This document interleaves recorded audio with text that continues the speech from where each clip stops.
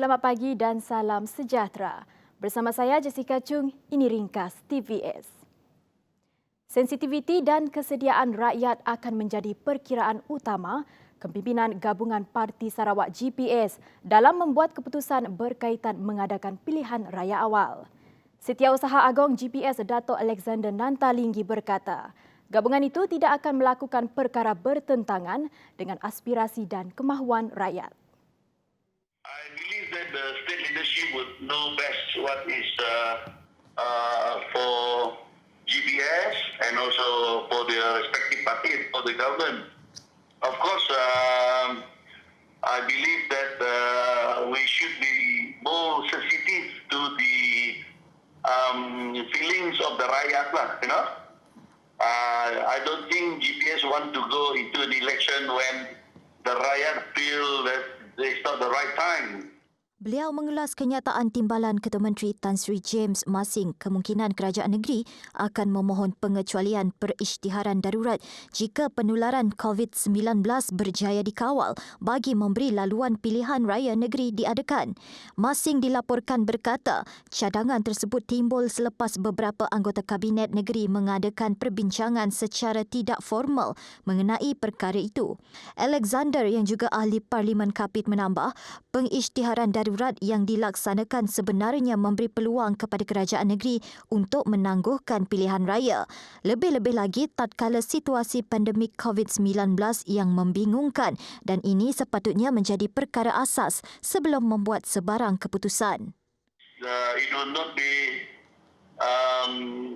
logical or rather it will not be really wise for GPS to go for the election if we know very well that the rakyat are still not keen on the election because of their fear for COVID. Sementara itu, penganalisis politik Awang Azman Awang Pawi ketika dihubungi berkata penilaian daripada jawatan kuasa khas yang akan menentukan sama ada perisytiharan darurat itu ditarik balik atau sebaliknya. Dalam konteks negeri Sarawak yang mahu merayu menarik perisytiharan darurat tersebut, tetaplah tertakluk kepada kuasa budi bicara yang di-Pertuan Agong sama ada bersetuju atau sebaliknya. Pelaksanaan pengajaran dan pembelajaran di rumah PDPR di seluruh negara dilihat bukan sahaja membawa cabaran kepada ibu bapa, malah guru dan pelajar juga terpaksa berdepan dengan pelbagai isu. Ada di antara pelajar yang mengadu bahawa mereka tidak dapat mengakses platform yang digunakan untuk PDPR. Misalnya, guru menggunakan WhatsApp, Telegram, Google Classroom, Google Meet, namun pelajar seringkali mengadu bahawa mereka tidak dapat menyertai PDPR kerana tidak dapat akses kepada platform yang diberikan. Mereka mengadu bahawa mereka tidak pandai untuk mengakses ke link yang diberikan ataupun mengakses kepada platform yang diberikan guru semasa menjalankan PDPR. Seperti mana yang kita tahu, tidak semua murid mempunyai gadget. Okey. Kebanyakan murid juga mereka akan berkongsi gadget dengan ibu bapa mereka. Dan ini menyukarkan pelajar tersebut untuk mengikuti PDPR secara talian. Sementara itu, bagi Nurliani PG, cabaran lain kelas dalam talian adalah sukar untuk memantau disiplin dan tumpuan pelajar. Sebenarnya agak sukar untuk mengawal disiplin pelajar di saat-saat pandemik COVID-19 tu. Sebab bila kita melaksanakan PDPR, kita lebih nyaman bersemuka. Jadi bila online, kita si tahu apa di pola pelajar di sebalik tablet, laptop, di sebalik kamera, di sebalik telefon bimbit yang tidak gunakan. Sebab kadang-kadang tidak tak mudah dapat gangguan di sekitar.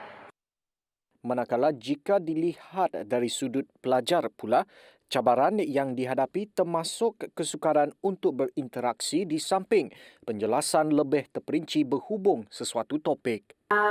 Antara pendapat pelajar juga macam tidak ada masalah untuk tanya soalan. Sebab bila online tu tidak susah nak dapatkan contoh nak tanya dengan cikgu yang directly. Contoh macam subjek yang praktikal macam math yang memang perlu akan ajar step by step. Mun dibandingkan dengan kelas bersemuka, tidak boleh tanya direct dengan cikgu. Sama ada macam ni nak cara nak menyelesaikan masalah dalam soalan dalam kelas setting. Bekalan air yang membelenggu penduduk di 12 buah kampung di kawasan Puncak Borneo ditangani segera.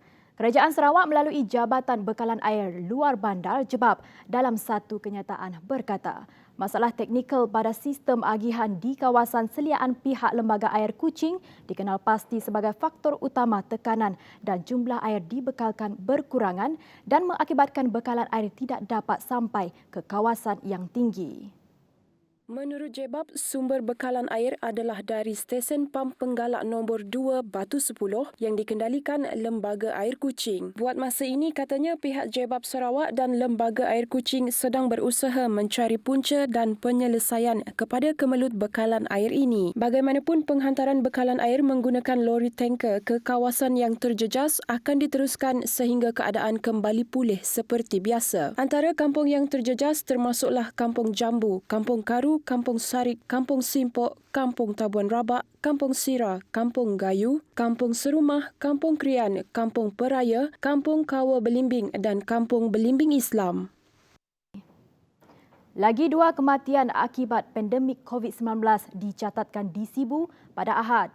Ini menjadikan jumlah keseluruhan kematian akibat virus membawa maut itu meningkat kepada 28 kes. Sarawak pada Ahad merekodkan 255 pertambahan kes positif COVID-19. Sibu kekal mencatatkan jumlah kes harian tertinggi iaitu 71 kes, manakala Miri 57 kes, Kanawit 30, Song 27, Betong 14, Dalat 9, Bintulu 9, Serian 8, Subis 8, Sarike 5, Matu 5, Kapit 3, Sebauh 3, Kuching 2, Beluru 2, Bukit Mambong dan Tatau masing-masing 1 kes. Ini menjadikan jumlah keseluruhan kes positif COVID-19 di Sarawak meningkat kepada 3,379 kes. Sementara itu, daerah Betong telah bertukar dari status kuning kepada jingga dan daerah Song pula bertukar dari status hijau kepada jingga. Manakala daerah Tatau bertukar status dari hijau kepada kuning setelah satu jangkitan tempatan dilaporkan. Sementara itu, secara keseluruhan Malaysia mencatatkan sebanyak 3,346 kes jangkitan baharu COVID-19 pada Ahad dengan 11 lagi kes kematian. Kenyataan yang dikeluarkan oleh pihak Kementerian Kesihatan KKM, daripada jumlah tersebut 3,339 kes merupakan jangkitan tempatan, manakala 7 lagi membabitkan kes import. Perkembangan ini menjadikan jumlah kumulatif kes jangkitan COVID-19 di Malaysia ketika ini ialah 183,801 kes dengan kes aktif sebanyak 41,677 kes. Jumlah kumulatif kes kematian terbaru pula ialah sebanyak 678 kes. Sementara itu, menurut KKM, sebanyak 4,427 kes sembuh dicatatkan menjadikan jumlah keseluruhan kes sembuh sehingga Ahad ialah 141,446 kes. Terdapat 265 kes yang ketika ini dirawat di unit rawatan rapi ICU dengan 102 kes memerlukan bantuan alat pernafasan. Setiap hari dianggarkan kira-kira 10 juta pelitup muka dibuang dengan sewenang-wenangnya. Susulan itu, pihak berwajib disaran mencari kaedah kitar semula secara konvensional bagi mengatasi masalah pembuangan kelengkapan pelindungan diri PPE. Kata pengerusi Ikatan Komuniti Selamat Tan Sri Lee Lam Tai, sebilangan besar topeng muka dan sarung tangan berakhir di tempat pembuangan sampah atau mencemarkan longkang, parit dan sungai. Prosedur operasi standard SOP yang betul perlu dilaksanakan untuk pembuangan PPE yang selamat, terutama di tempat awam.